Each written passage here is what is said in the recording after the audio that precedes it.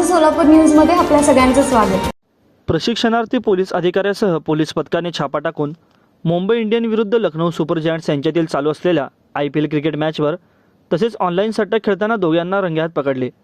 त्यांच्याकडून रोख 88,000 रुपयांसह महागडे mobile, laptop, LED TV, tablet असा 3,78,000 रुपयांचा मुद्देमाल जप्त केला। ही कारवाई शुक्रवारी रात्री सुमारास सांगोला येथील वासू चौका येथे झाली। याबाबत पोलीस हेड कॉन्स्टेबल गजानन माळी यांनी फिर्याद दिली असून पोलिसांनी वैभव तुळशीराम जाधव व यश सिद्धेश्वर जाधव राहणार पुजारवाडी सांगोला यांच्याविरुद्ध गुन्हा दाखल केला आहे। प्रशिक्षणार्थी सहाय्यक पोलीस अधीक्षक शुभम कुमार यांना सांगोला शहरातील वासू चौक येथील एका प्लाझामध्ये दोघेजण बंद खोलीत IPL क्रिकेट मॅचवर ऑनलाईन सट्टा घेत असल्याची माहिती मिळाली। त्या आधारावर Shubham Kumar, police head constable Gajanan Mali, More Nalawade Ubale, चालक police Naik Ashtagi, police constable Rathod यांच्या पथकाने शुक्रवारी रात्री इमारतीच्या दुसऱ्या मजल्यावर मॅनेजर काउंटरच्या पाठीमागील 2 रूमवर छापा टाकला। यावेळी दोघेजण मोबाईल फोन, लॅपटॉप व टॅबलेटद्वारे क्रिकेट मॅचवर ऑनलाईन जुगार खेळताना रंगेहात पकडण्यात आले।